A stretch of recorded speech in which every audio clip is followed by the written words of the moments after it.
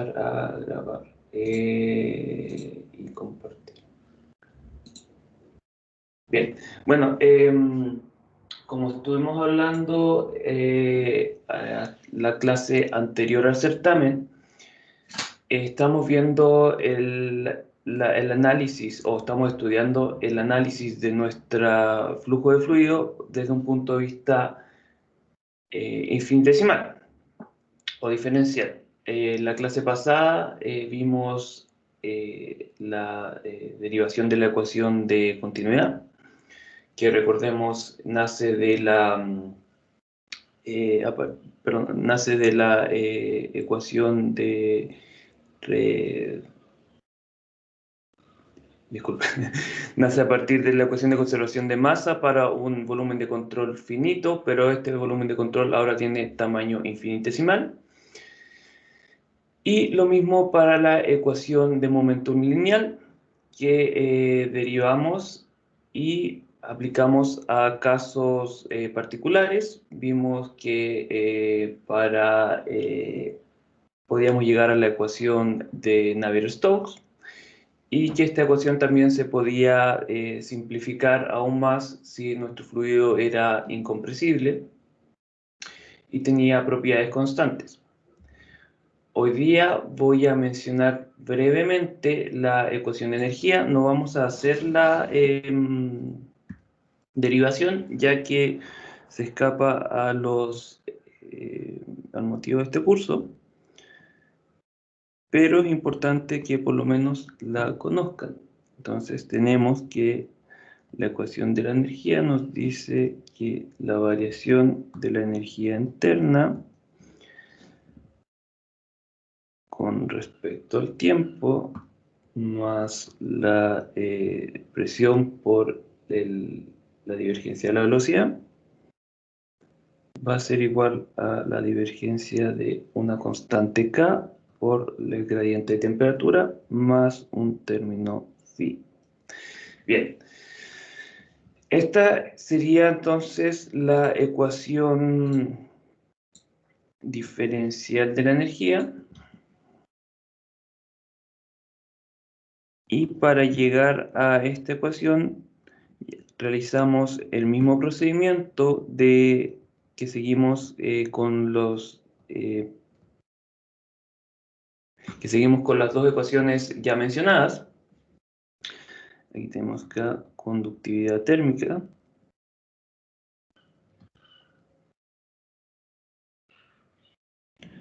Y phi es una función de disipación viscosa.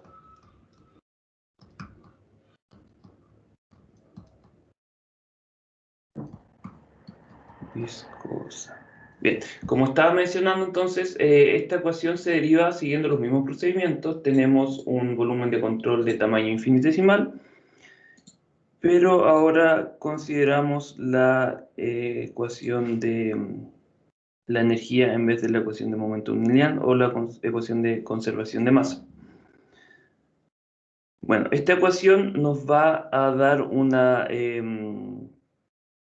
representación de cómo va variando la energía dentro de nuestro sistema en base a los trabajos viscosos, por supuesto, a una transferencia de calor y variación debido a gradiente de temperatura. Bien. Ahora vamos, ya habiendo definido esta ecuación, tenemos tres ecuaciones que describen el flujo de nuestro fluido. Entonces, vamos a hablar un poco acerca de cómo se resuelven y qué consideraciones habría que tomar.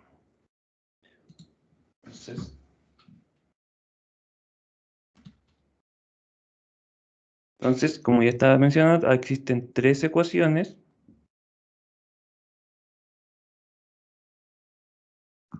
que describen el flujo de nuestro fluido. Nuestro flujo. La primera era la ecuación de continuidad.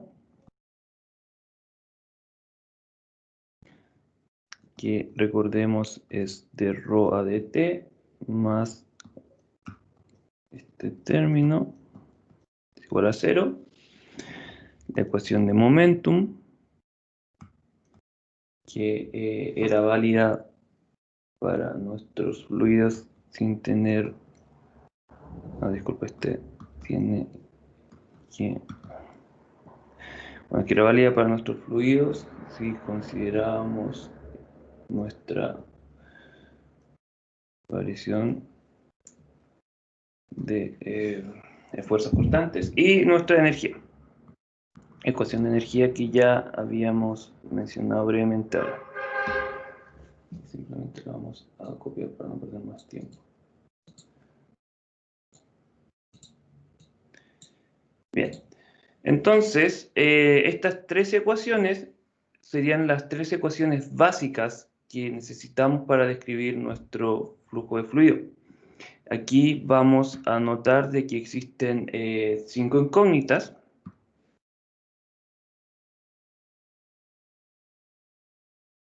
Que vendrían a ser la densidad, nuestra velocidad, la presión, la energía interna y la temperatura. Bien, también como notamos, son 3 ecuaciones y tenemos 5 incógnitas, por lo que vamos a requerir 2 ecuaciones adicionales. Entonces, 3 ecuaciones.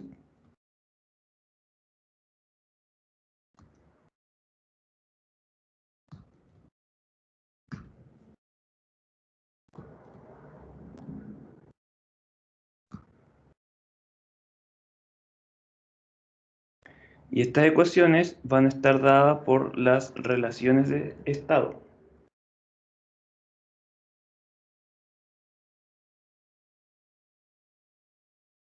Que van a ser relaciones que nos indiquen o establezcan nuestra propiedad de nuestro fluido en base a otras propiedades. Entonces teníamos, por ejemplo, que la densidad puede estar descrita como una función de la presión y la temperatura. De igual forma, la energía interna puede estar descrita como una función de la presión y la temperatura, donde esta función representaría nuestra relación de estado. Un ejemplo para esto sería el caso de nuestro gas perfecto o ideal, donde teníamos que nuestra densidad estaba descrita en base a esta expresión y la energía interna de un gas ideal se describe en base... ¿qué pasa aquí? Disculpa. Se describe en base a el C sub B de nuestro gas, y esto es aproximadamente C sub B por la temperatura a la cual se encuentra nuestro gas más una constante. Bien, entonces ya teniendo descrito eso, tenemos 5 ecuaciones que describirían nuestro flujo. Serían 3 ecuaciones básicas que ya describimos, más 2 relaciones de estado que podrían ir variando dependiendo de qué fluido estamos estudiando o si son válidas para el caso en que estamos trabajando. Bueno, también podemos notar de que estas ecuaciones básicas son ecuaciones diferenciales, por lo que vamos a requerir de condiciones de frontera apropiadas. Condiciones de frontera.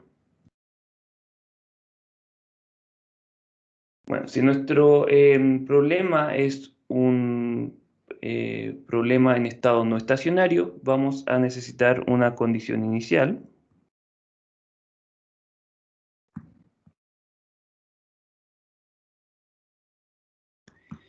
Y para este caso, o esta condición inicial, vamos a requerir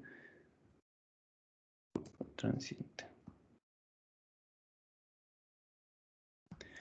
Vamos a requerir conocer todas nuestras propiedades en este tiempo cero como una función del espacio. Entonces vamos a necesitar rho, v, p, mu y t como una función x y z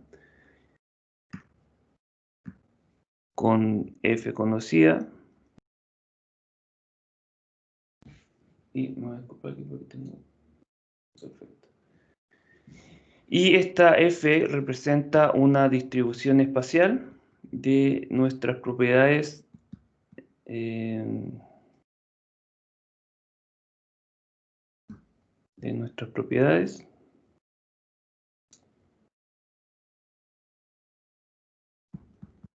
a tiempo cero.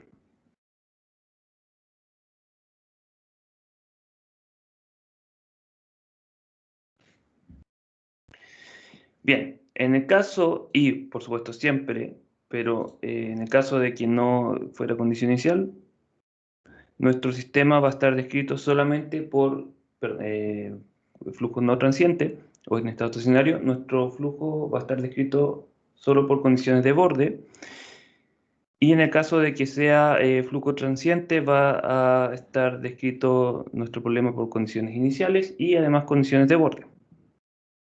Entonces, condiciones de borde que representan las características de nuestro sistema en sus fronteras, vamos a fronteras ya que lo usamos esa palabra, en sus bordes físicos o espaciales. Para esto vamos a, y para describir estas condiciones de borde, vamos a considerar el siguiente esquema, que podría ser una generalización de nuestros problemas de flujo de fluido. Tenemos una frontera sólida o una pared. Tenemos un líquido que se encuentra sobre esta pared y sobre este líquido tendríamos, por ejemplo, un gas. Vamos a moverlo.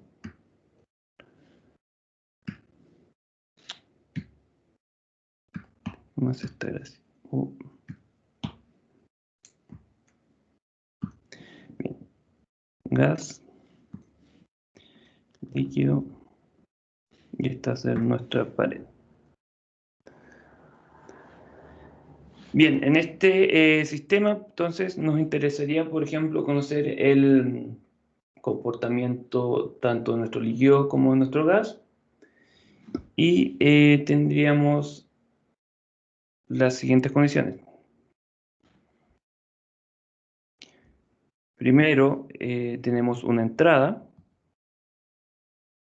por donde entra nuestro líquido.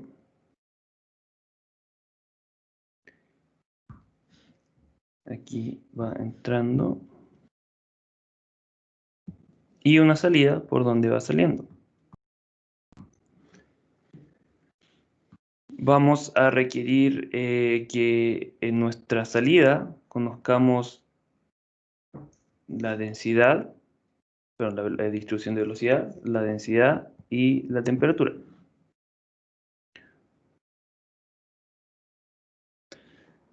Lo mismo para nuestra entrada. Vamos a necesitar nuestra velocidad, nuestra temperatura, densidad y temperatura.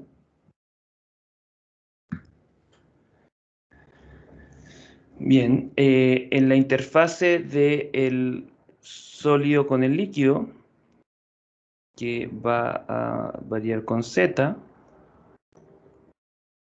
lo vamos a denominar con una letra que difiera de Z para no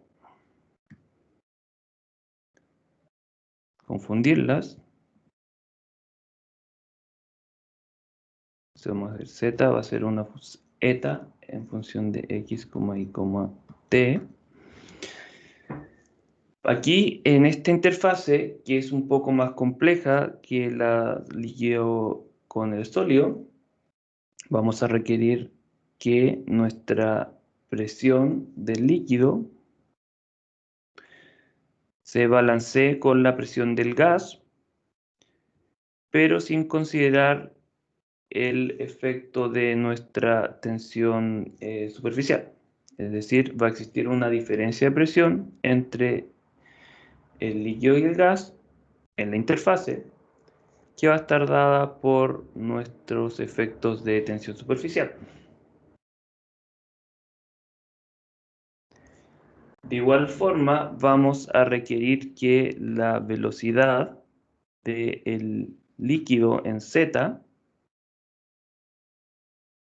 sea igual a la velocidad del gas en Z. Y esto es para que se evite la formación de hoyos o espacios vacíos entre nuestro líquido y el gas. Bien, de igual forma vamos a requerir de que exista un equilibrio mecánico entre el gas y el líquido, para lo que se debe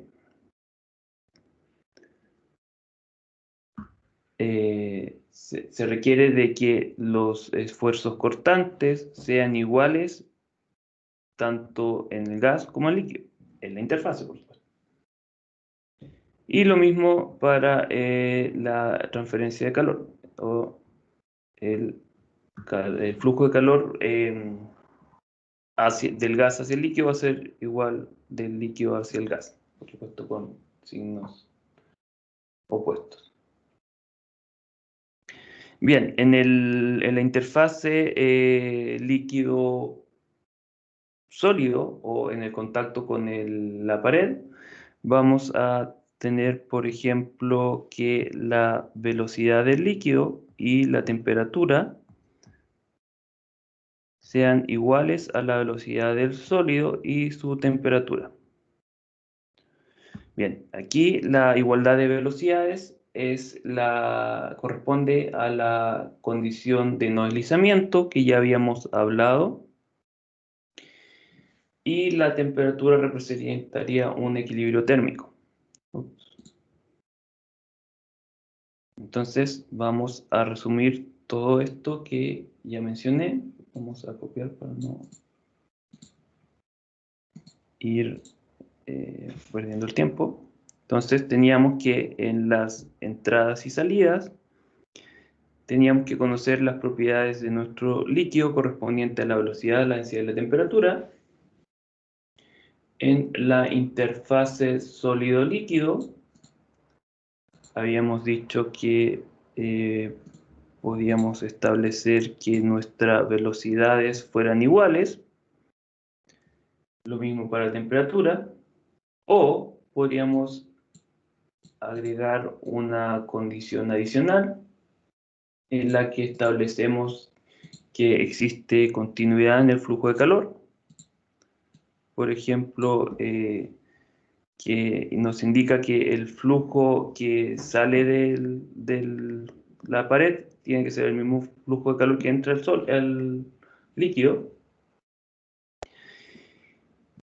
Y esto, por supuesto, sería en el caso de que no hubiera paredes isotérmicas con el líquido. Además, en esta última condición, podríamos considerar que nuestro sólido tiene conductividad térmica muy baja, por lo que podríamos considerar un caso adiabático, es decir, la transferencia de calor del líquido al sólido es cero. Podría ser cuando trabajamos con paredes aislantes, por ejemplo. Me está enredando. Y ahora pasamos a la pared, perdón, a la interfase líquido-gas, que era un poco más compleja, como habíamos mencionado. Vamos a ir pegando. Vamos a denotar la altura o la posición de nuestra interfase como eta, y esto simplemente para poder desacoplar nuestro análisis del z que vendría a corresponder al z del sistema coordenado, de coordenadas, perdón. Y entonces teníamos que la velocidad del líquido en la interfase tenía que ser igual a la velocidad del gas. Entonces, Bz del líquido es igual a Bz del gas. Y como habíamos hecho transformada, teníamos que nuestra velocidad va a estar definida por la derivada material de eta, que recordemos corresponde a la posición en z de la interfase con respecto al tiempo. Y en el caso, y lo cual significa que de t más px eta a de x más pi de eta a de y. Y aquí de eta a de eta no va a hacer ningún cambio. Bien. También mencionamos que debe existir equilibrio mecánico entre el gas y el sólido, por lo que los esfuerzos cortantes deben ser iguales en el líquido y en el gas. Y esto, por supuesto, va a ser en el plano XY y XZ. Además, teníamos la condición de que las presiones se deben balancear, exceptando por supuesto el efecto de la tensión superficial, que generaría una diferencia de presión entre el líquido y el gas. Y finalmente teníamos que la transferencia de calor tiene que ser igual en la interfase tanto para el líquido como para el gas.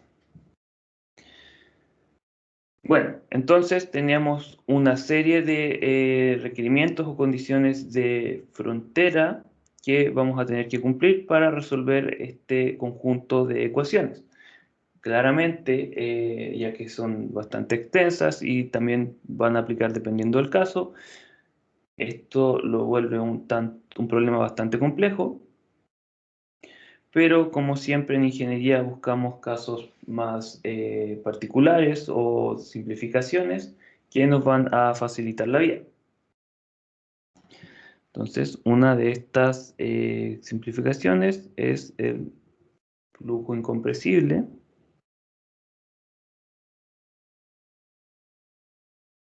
con propiedades constantes.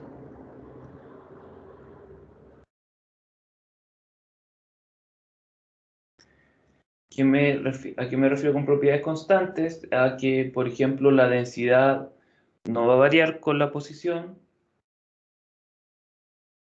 Y eso. Bien. Entonces, nuestras ecuaciones básicas se van a reducir a una forma más, a una forma más simple.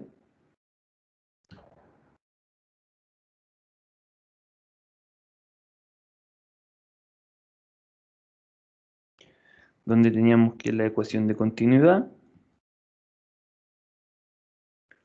va a tomar esta forma. Aquí vamos a recordar que la vimos cuando analizamos la ecuación de continuidad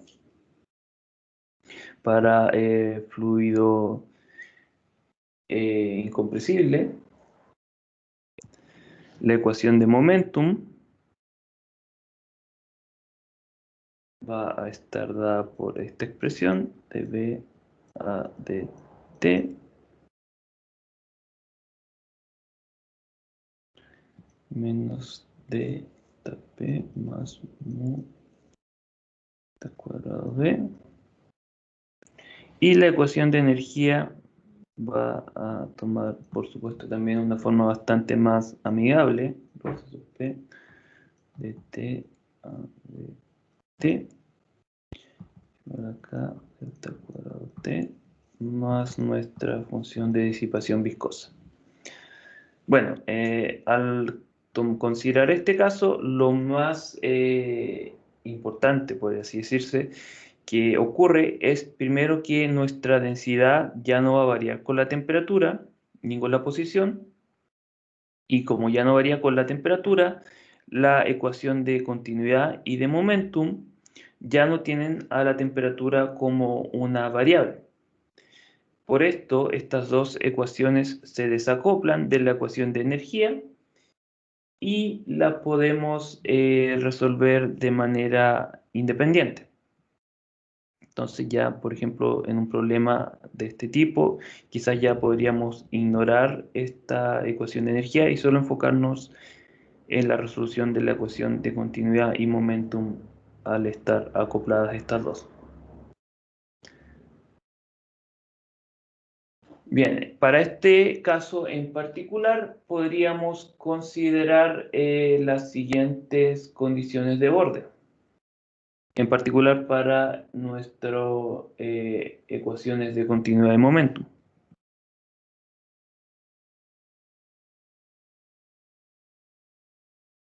Y aquí vamos a recordar de que independiente se hayan acoplado o no, vamos a requerir conocer en las entradas y salidas la velocidad y la densidad en todo punto. Bien, entonces, condición de borde para las ecuaciones de continuidad y momento.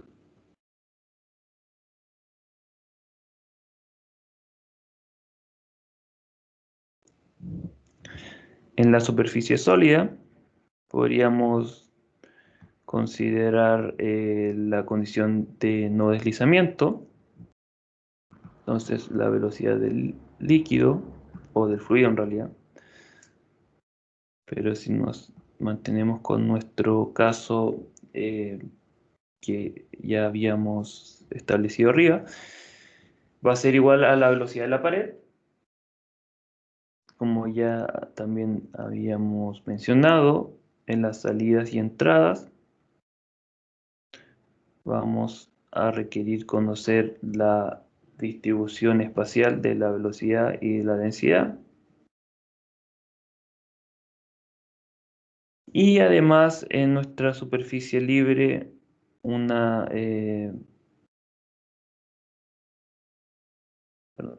superficie libre, una condición de borde simplificada podría ser de que no consideramos la o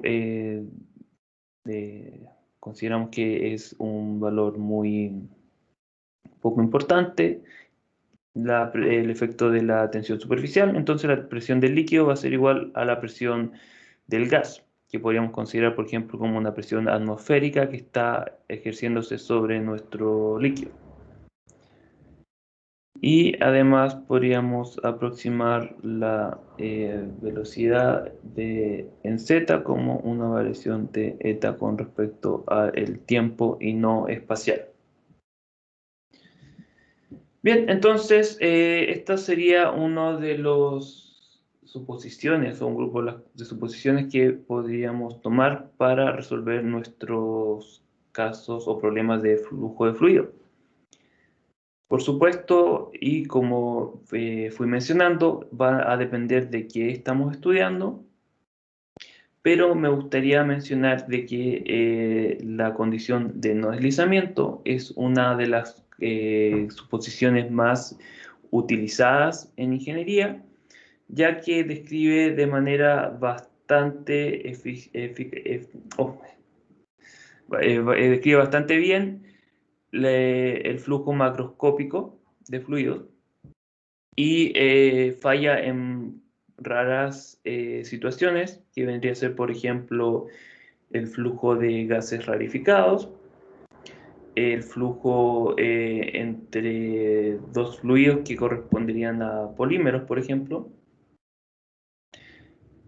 y flujo en la nanoescala o microescala. Pero eso ya son casos más especializados que no vamos a mencionar, y si lo hacemos va a ser de forma bastante breve. Bien, vamos a continuar entonces con un segundo tema, o tercero ya, que corresponde a la función de corriente.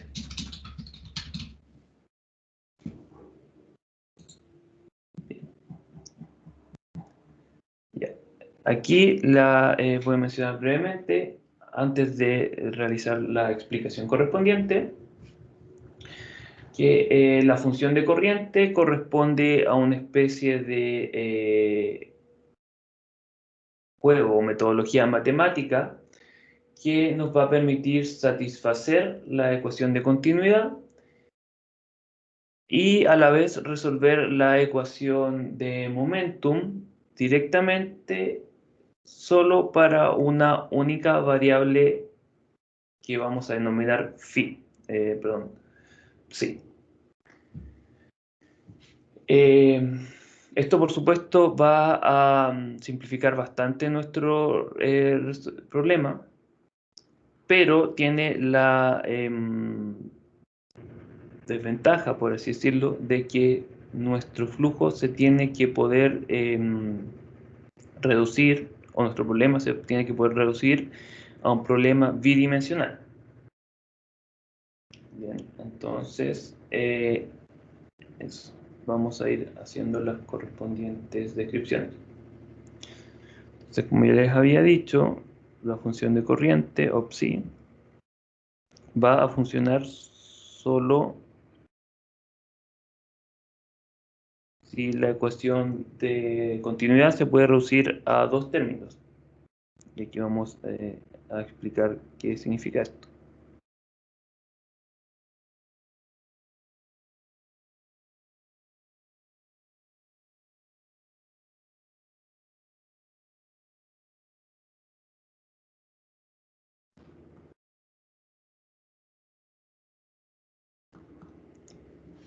Bien, entonces vamos a tomar nuestra ecuación de continuidad en coordenadas cartesianas.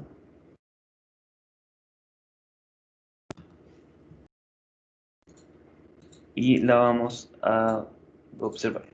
Bien, si podemos reducir esta ecuación a solo dos términos, que podría ser, por ejemplo, en el caso que tenemos un flujo en estado estacionario, por lo que ya no va a variar con el tiempo, y un flujo, por ejemplo, donde las propiedades no varían mucho en z, en particular la densidad y la velocidad, nuestra ecuación de continuidad se va a reducir a estos dos términos, que era el mayor requerimiento que tenemos para esta metodología. Entonces,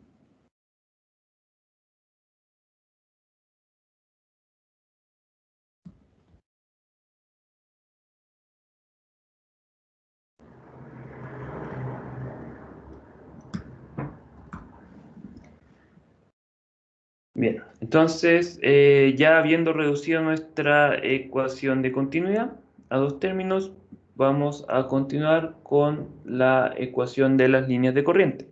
Y aquí recordemos que las líneas de corriente corresponden a patrones de flujo que describen por supuesto, nuestro flujo y son líneas que son en todo momento tangentes a el campo de velocidad.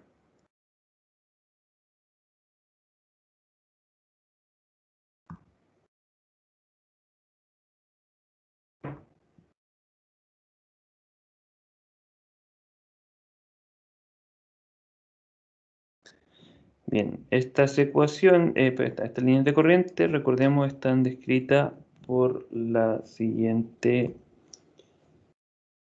expresión, y aquí esto solo nos indica de que son siempre tangentes a el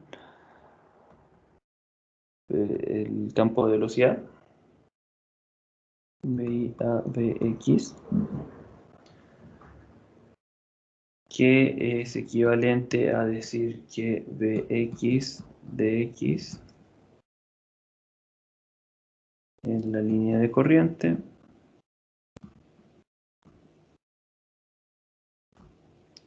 es igual a VI di nuevamente en la línea de corriente.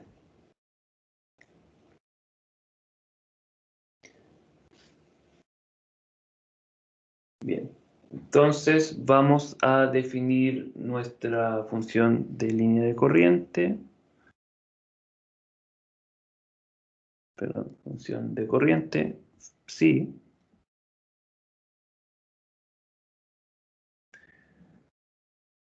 Como Px es igual a d psi a d i y bi es igual a d psi a d x. Bien, esto es solamente un juego matemático y de momento no hemos hecho nada ilegal.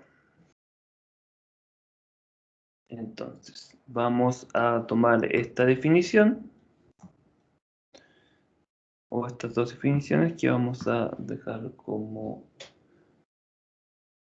no, vamos a tomar nuestra ecuación de continuidad, la vamos a denominar 1 y vamos a dejar nuestra definición como 2. Entonces, de 1 y 2 tenemos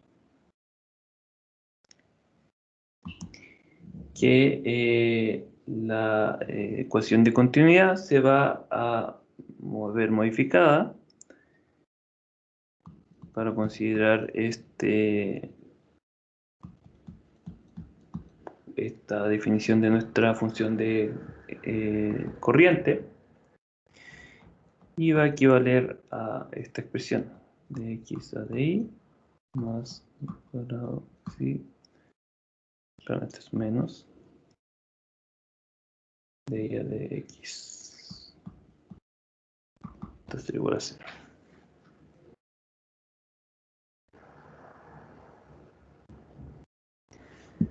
Bien, además, basándonos en la ecuación de la línea de corriente,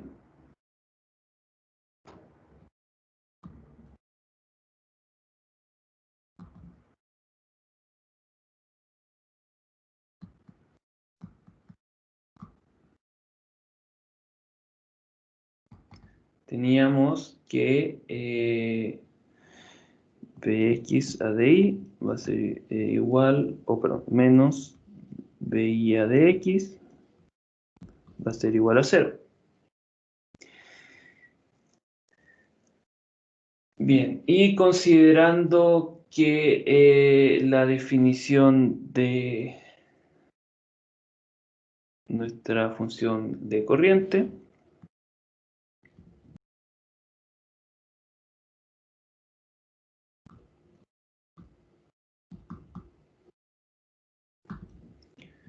llegamos a este resultado.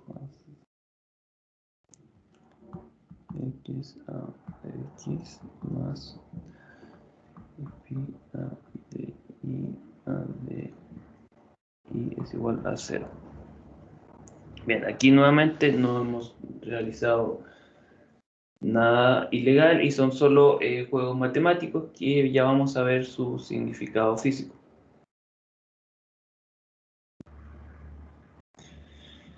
Bien.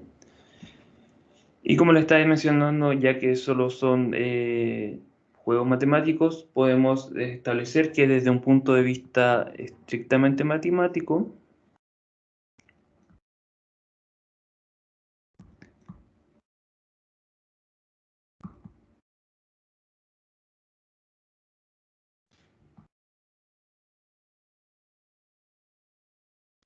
la variación de nuestra función psi,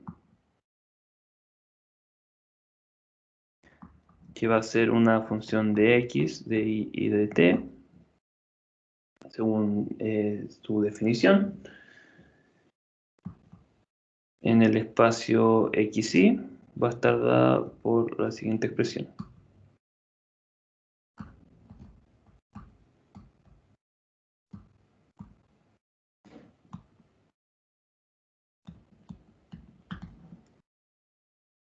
Entonces, nuevamente, esto es estrictamente matemático.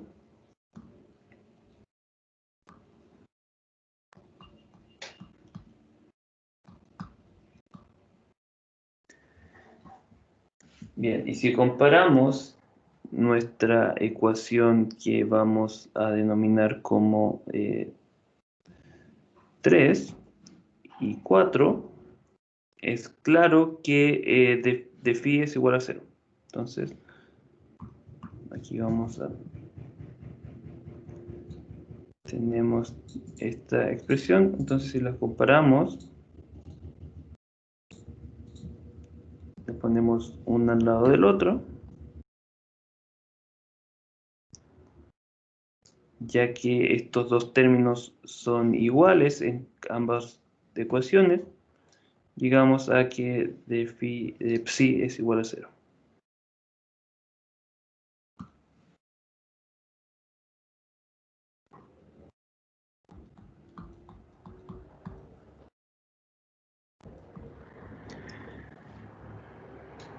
O dicho de otra forma, nuestra función de corriente psi va a ser igual a una constante. Pero esto va a ser solo a lo largo de una línea de corriente, ya que recordemos, consideramos la ecuación de la línea de corriente dentro de nuestro desarrollo.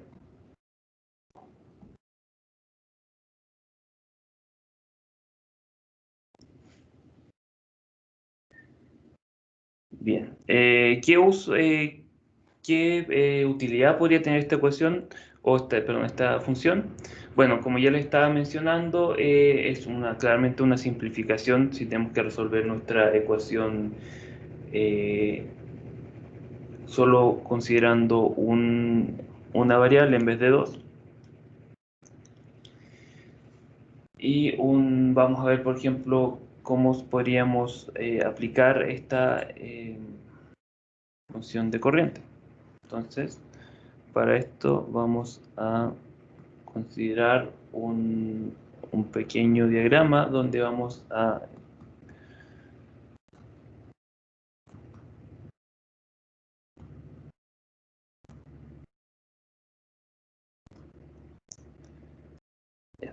considerar la siguiente situación donde vamos a tener un flujo descrito por nuestras líneas de corriente.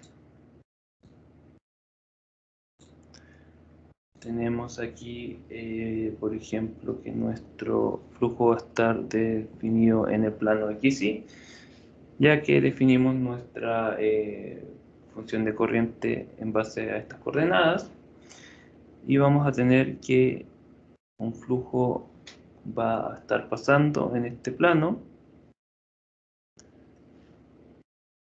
y existen distintas líneas de corriente describiéndolo, que van a estar representadas por nuestras líneas rojas. Bien, entonces cada línea de corriente va a tener su propio valor de su función de corriente, ya que el campo de velocidad, por supuesto, va a variar espacialmente. Y vamos a tener que existe una velocidad X, una velocidad Y,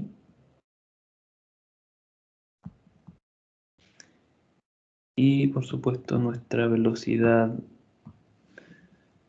en su correspondiente dirección.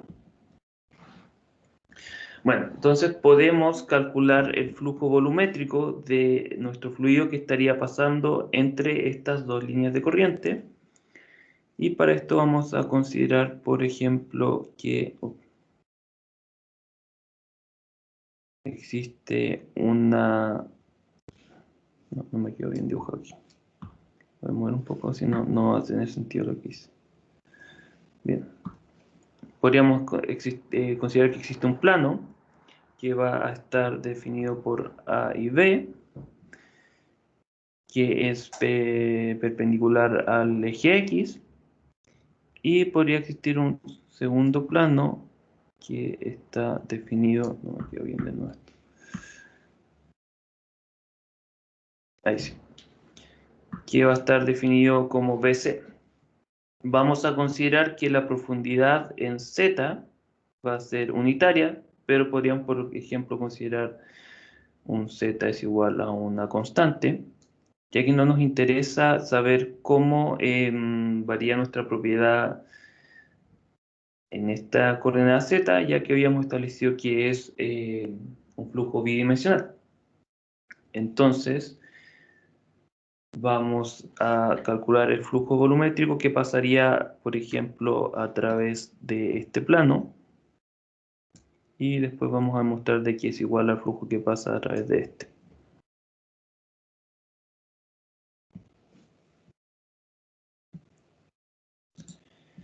Bien, entonces el flujo volumétrico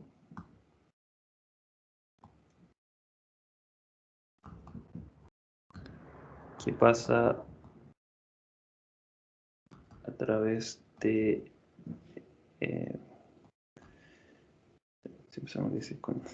de AB va a estar dada por esta expresión, donde simplemente tenemos que Q es igual a la integral de área, pero aquí como habíamos dicho que no varía en Z, vamos a simplemente considerar la integral entre I1 y I2 de Bx, porque aquí tendríamos de que existe una velocidad Bx que está pasando y es perpendicular a este plano AB.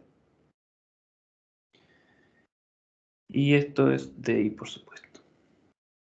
Como ya habíamos definido, la velocidad en X va a estar dada por nuestra función de corriente psi y va a estar dada por esta expresión. Bien. Ahora, si nos damos cuenta, a lo largo de esta línea correspondiente a AB, o este plano, si consideramos que Z es unitario, perdón, vamos a tener que X es constante, ya que es perpendicular este plano es perpendicular a X, a la coordenada X, entonces de AB, X es constante. Entonces nuestra función psi, que va a estar dada por esta expresión, se va a reducir bastante, ya que como x es constante, este término se va a hacer 0. De esta forma, de psi va a ser igual a de psi de i de i. Entonces podemos utilizar este resultado en nuestra expresión anterior.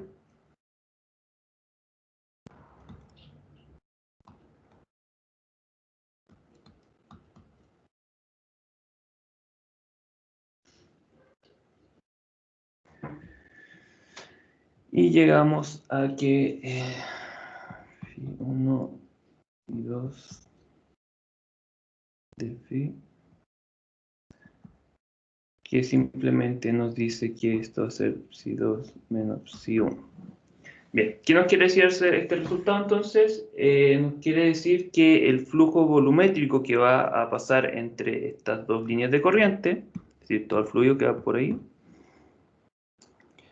va a poder ser calculado en base a el valor que tomaría nuestra función de corriente perdón, la diferencia del valor que tomaría nuestra función de corriente para cada una de las líneas de corriente involucrada, o perdón, para las dos líneas de corriente involucrada.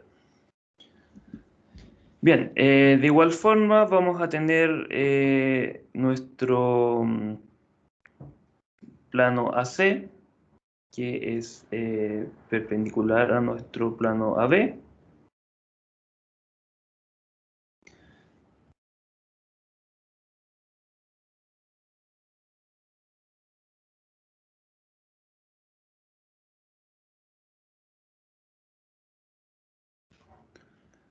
BC va a estar dado por una expresión que es completamente similar, solo que vamos a considerar la velocidad I y la dirección X.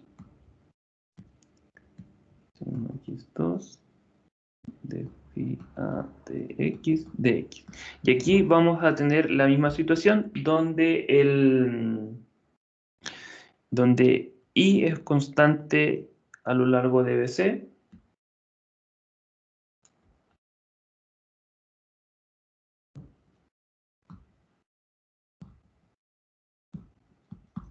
Por lo que vamos a llegar exactamente al mismo resultado si hacemos las correspondientes reemplazos. De esta forma, el flujo volumétrico va a ser exactamente el mismo y va a ser independiente si estamos considerando qué dirección. Por lo que, nuevamente, el flujo volumétrico entre dos líneas de corriente va a estar dado por la diferencia de nuestras funciones psi o funciones de corriente. Flujo volumétrico, perdón.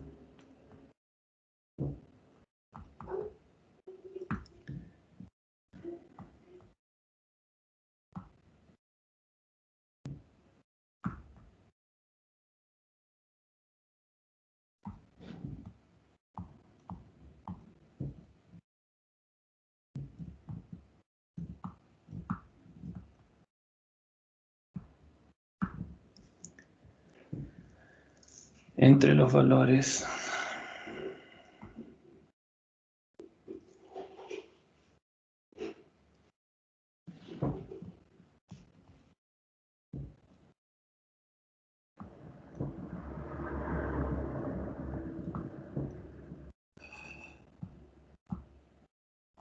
corriente. Bien, en coordenadas cilíndricas vamos a simplemente copiar el resultado, ya que el análisis es bastante similar, pero vamos a tener de que la función de corriente va a estar dada por las siguientes expresiones, y esto es para el plano RZ. Y realizando el mismo análisis, llegamos a que el flujo volumétrico también va a estar dado por la diferencia de los valores de las funciones de corriente, pero ahora va a estar multiplicado por un factor de 2pi. Esto es para, por supuesto, considerar este cambio de las coordenadas. Bien, además vamos a presentar brevemente este resultado. No quiero explayarme mucho, ya que nos vamos a desviar un poco. Y tenemos que para flujos incompresibles, invícidos e irrotacionales, y aquí vamos a hablar de irrotacionalidad enseguida, tenemos que esta expresión va a ser igual a 0. Y para resolverla vamos a tener que considerar distintas condiciones de borde, por supuesto, que podrían estar establecidas, por ejemplo, si consideramos un flujo en un sistema que es muy grande, tendríamos que en las entradas que podrían estar en más o menos infinito, nuestro psi va a estar dado por una velocidad en nuestro infinito, por la posición I. O si estamos trabajando cerca de un cuerpo, nuestro psi va a ser constante en las inmediaciones de este cuerpo. Bien, entonces, ¿cómo estamos ahora? Uf, qué alto. Vamos a hablar ahora de irrotacionalidad, que es un tema que ya hemos mencionado bastante, pero no hemos definido. No hemos definido. Bien, La irrotacionalidad, y si recordamos la clase pasada donde hablamos de los posibles movimientos que puede tomar una partícula de fluido, simplemente indica que nuestra velocidad angular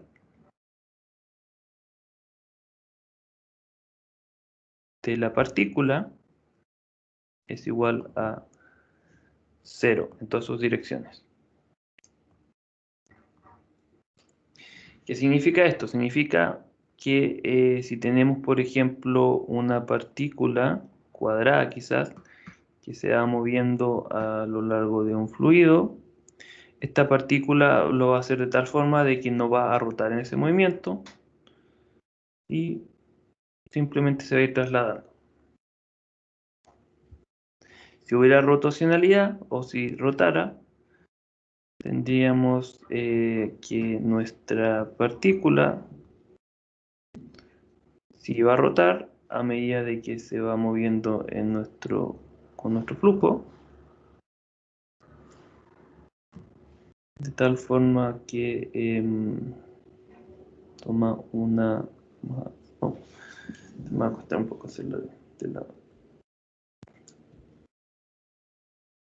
Bien, va a rotar, por ejemplo. Bueno, ¿qué tiene de importante esta irrotacionalidad? Básicamente es que es una condición que quizás no siempre vamos a tener en nuestros casos de flujo y puede resultar una condición quizás no muy válida al momento de realizar nuestros análisis, especialmente si consideramos algunos casos particulares que vamos a conversar ahora. Bueno, primero vamos a hablar qué pasa si existe esta irrotacionalidad. Lo más importante en estos casos es de que la resolución de nuestras ecuaciones se simplifica bastante. Entonces, para casos sin fricción irrotacionales, vamos a tener que nuestra ecuación de momentum se va a reducir bastante.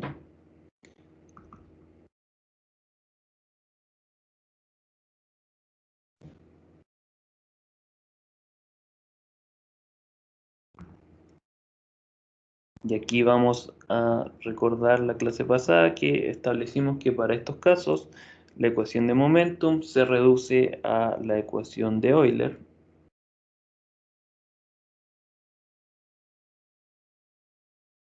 Y recordemos que es la ecuación de Euler.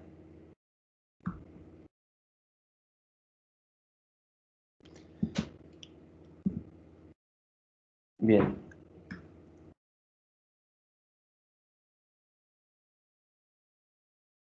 Bien. Además, vamos a tener que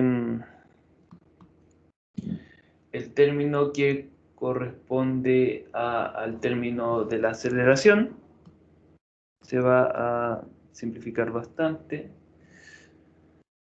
Correspondiente.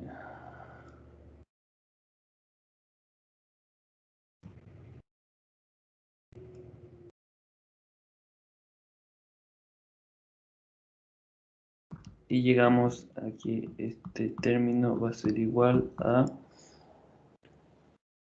dv a dt más b por lambda. No por lambda. Bien, ¿qué importancia tiene esto? La importancia que tiene es que este término se puede ir realizando un juego algebraico. Este término se puede reescribir de la siguiente forma.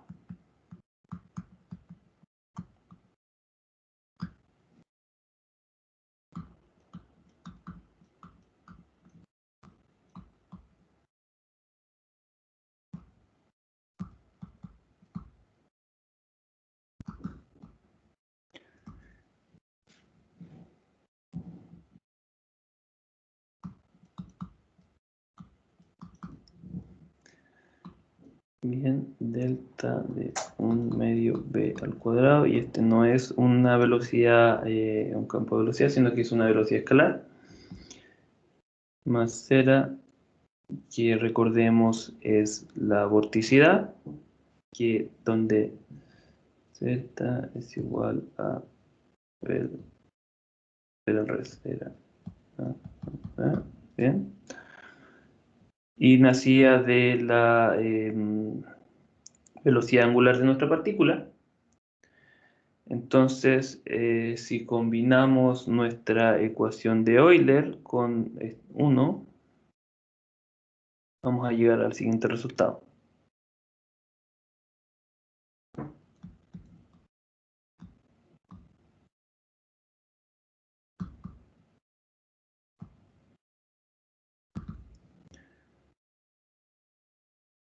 Bien, y aquí ya va a tener más sentido, porque quizás no van a entender mucho si yo les hablo de juegos matemáticos, pero cuando veamos este caso en particular, ya vamos a ir entendiendo qué importancia tiene todo esto.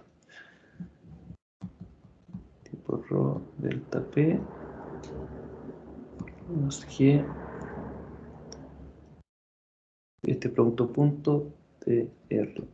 Y esto es igual a 0. Donde R representa el vector de posición de nuestro sistema. Bien, entonces, si vemos esta ecuación, claramente tenemos términos bastante manejables. Tenemos el término correspondiente a la variación de la velocidad con respecto al tiempo. Tenemos términos que ya aquí probablemente lo vamos a ver de la ecuación de Bernoulli, que vamos a llegar a esto. La presión y la gravedad, exceptuando este término que es bastante complejo.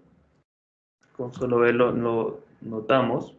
Entonces, si logramos simplificar esta ecuación para remover nuevamente este término, vamos a llegar a un caso bastante simple de resolver. Entonces, si se simplifica el término,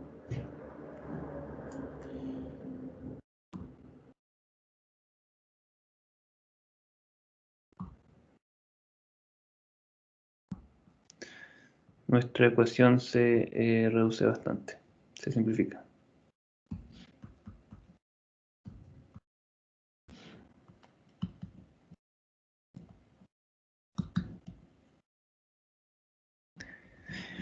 Bien, entonces claramente lo que queremos hacer es no considerar este término,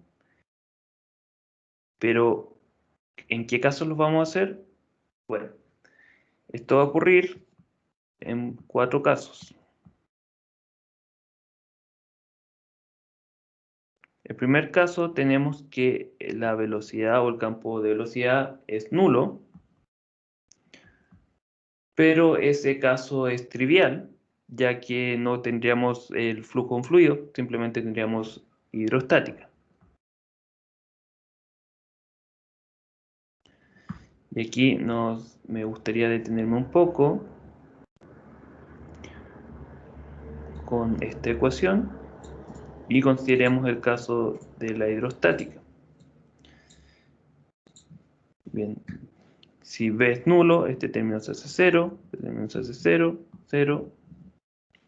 Y si consideramos, por ejemplo, que dr es z, perdón, de z, ya que no vamos a tener una variación en x y en y, podríamos llegar a la ecuación general de la hidrostática, donde si integramos,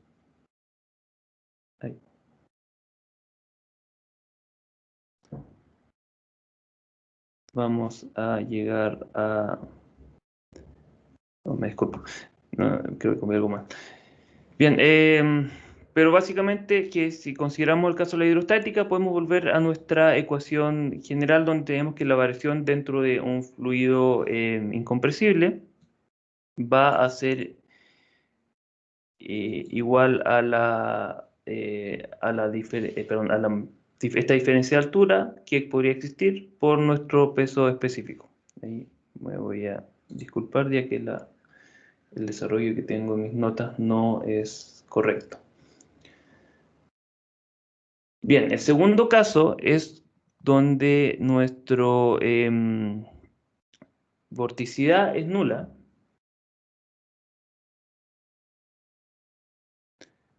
Que correspondería a flujo irrotacional, que ya acabo de explicar. El tercer caso sería cuando dr es perpendicular a nuestro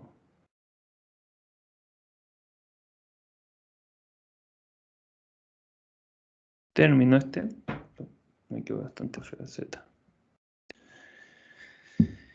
Pero este caso es muy especializado y raro.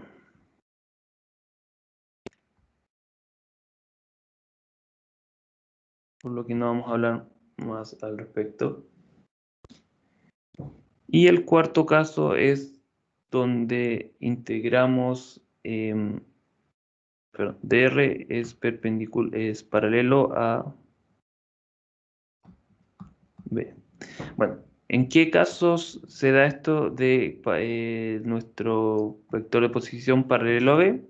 En los casos en que las líneas son tangentes en todo momento a b. Es decir, para cuando integramos a lo largo de una línea de corriente.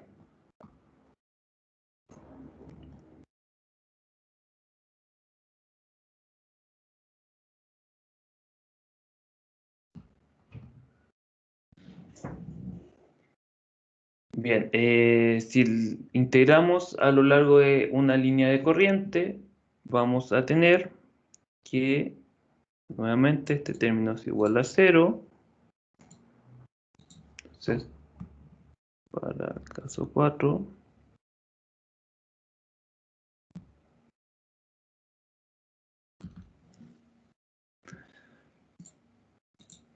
tendríamos, por ejemplo, que este término va a ser 0, ya que así lo establecimos. Y si consideramos esto, vamos a simplificar nuestra ecuación.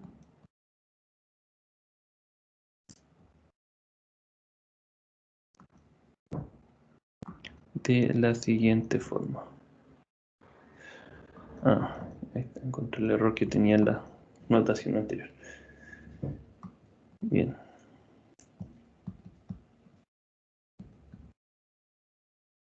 Más G de R. Y aquí podríamos, por ejemplo, considerar de que solo vamos a tener una variación en Z de la gravedad. Entonces vamos a simplificar nuevamente nuestro caso.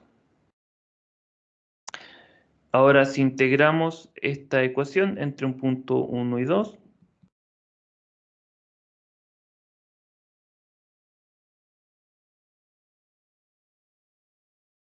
vamos a poner para no confundir.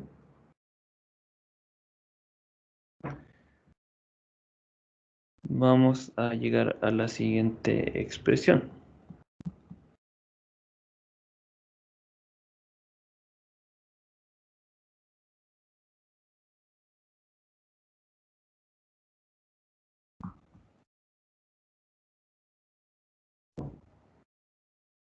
Entonces,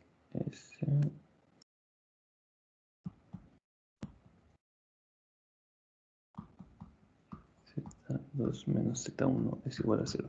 Bien, aquí claramente vamos a reconocer de inmediato que estamos llegando a la ecuación de Bernoulli, donde tenemos nuestros términos correspondientes a la carga de velocidad, carga de elevación, y este término que vamos a transformar ahora a la carga de presión. Para esto vamos a considerar de que nuestro flujo es permanente e incompresible.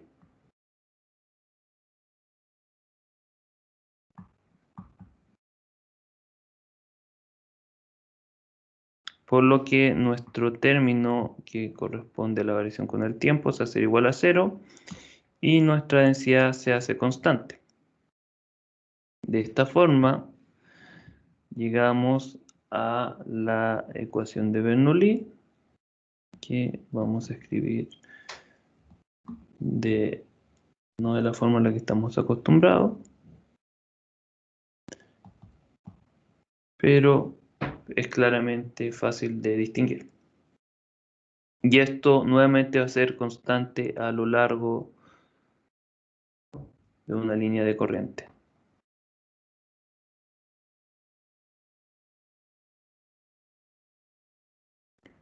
Bien, entonces, ¿qué podemos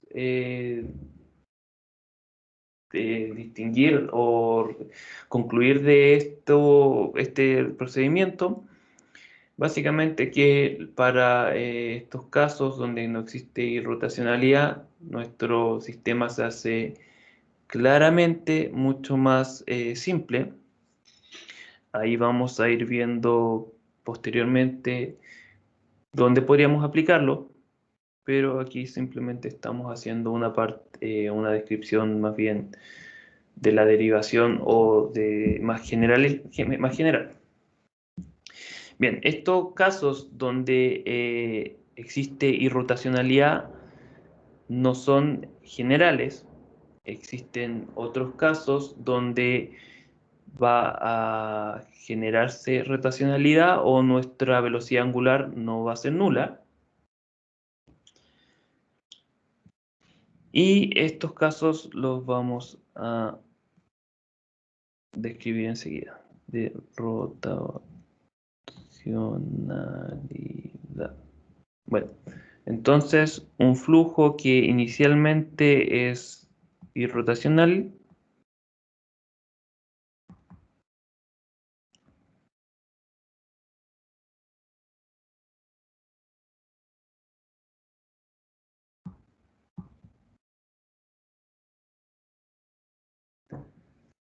se vuelve rotacional si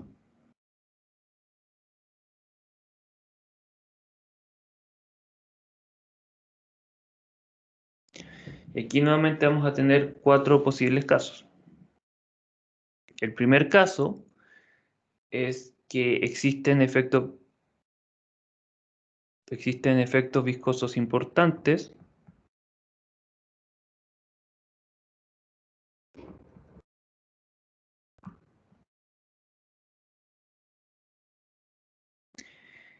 y aquí vamos a distinguir 3 posibles casos donde estos efectos viscosos van a poder ser inducidos. Entonces, importantes inducidos por. Aquí vamos a tener estos efectos pueden estar inducidos por jets. Vamos a obtener los casos en que pueden estar inducidos por estelas. Y aquí las estelas piensen, por ejemplo, en las líneas que van dejando los barcos cuando se mueven en el mar. Y uno de los casos más generales que vamos a ver es cuando existen fronteras sólidas.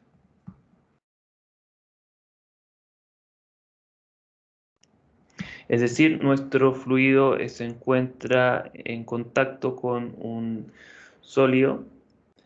Aquí me gustaría mencionar de que claramente uno pensaría que siempre existe contacto con un sólido, ya que nos encontramos rodeados de sólidos, pero estos efectos se van a limitar a capas límites, que vamos a hablar más adelante, donde tendríamos que el fluido se va a comportar como un fluido viscoso en las inmediaciones del sólido, pero ya ha pasado una distancia que va a depender de nuestro fluido o de las condiciones de flujo. Este fluido ya se va a comportar como un fluido invisio. Bien, entonces para estos casos, ya que existen esfuerzos, Pero estos efectos viscosos van a ser resultado y van a producir fricción. La ecuación de Bernoulli no es válida.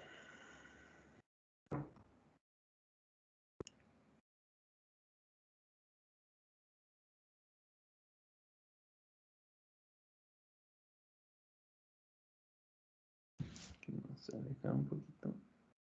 Bien. En un segundo ejemplo donde ya nuestro flujo no se vuelve rotacional es cuando existen gradientes de entropía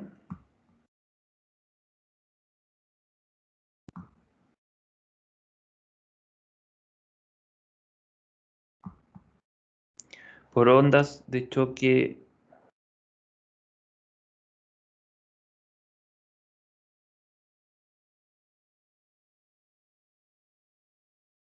curvadas. Bien, quiero decir? ¿A qué se refiere esto? Se refiere a que si estamos estudiando un flujo y da la situación de que ocurre una onda de choque, por ejemplo, ondas de choque podría ser las provocadas por un avión a velocidades supersónicas. Nuestro flujo que inicialmente es irrotacional se puede volver rotacional. Aquí vamos a mencionar muy brevemente esto ya que no nos vamos a enfocar. Bien, también en los casos donde existen gradientes de densidad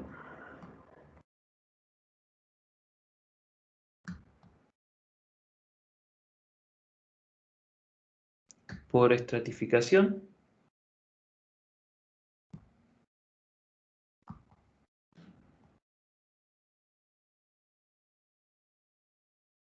y aquí corresponde a casos donde estamos estudiando un fluido que no se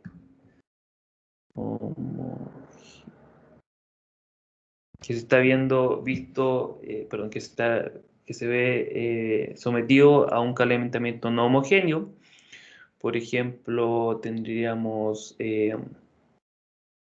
un caso donde quizás tenemos una fuente de calor en la parte inferior, quizás vamos a ver una estratificación de nuestro fluido donde la densidad va a ir variando con la altura. Y un cuarto caso es donde existen efectos no inerciales importantes.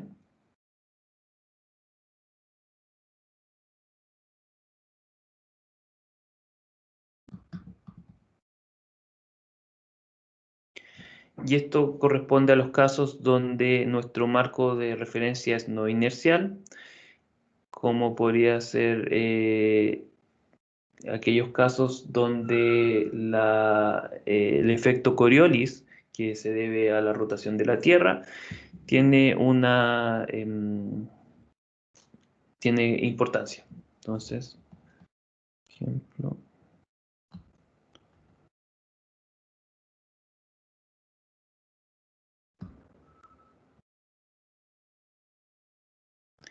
Bien, estos tres casos pueden ser más especializados para lo que queremos ver en nuestro curso, pero es importante indicar de que la ecuación de Bernoulli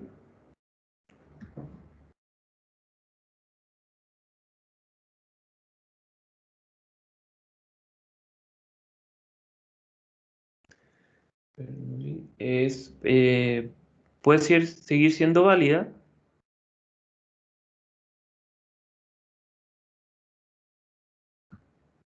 si tenemos que la fricción es despreciable.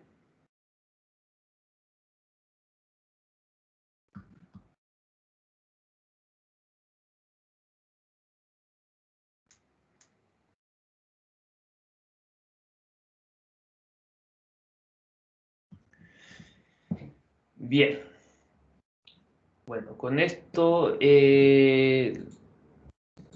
vamos a ir dando por finalizada la clase. Les comento nuevamente, existirían estos casos donde ya nuestro flujo es un poco más complejo, ya no lo vamos a poder describir por la ecuación de Bernoulli, que es bastante simple, por lo que vamos a ir tener que ir viendo caso a caso. Aquí me quiero detener un poco en la situación donde existen fronteras sólidas y comentar de que estas van a tener muy gran importancia cuando estamos estudiando flujos confinados. Por ejemplo, cuando estamos estudiando flujos dentro de tuberías, flujos entre placas planas y otros ejemplos que vamos a ver ya en el siguiente capítulo. Nuevamente les menciono también que estas fronteras sólidas van a tener una importancia cuando también estudiamos flujos externos, que podría ser, por ejemplo, el flujo de un fluido alrededor de un cuerpo, que también vamos a ver más adelante. Y todos estos efectos van a tener distintos resultados sobre nuestro flujo, pero ya vamos a tener que ir viéndolos para casos particulares. Bien, vamos a finalizar la clase entonces. Voy a dejar de grabar.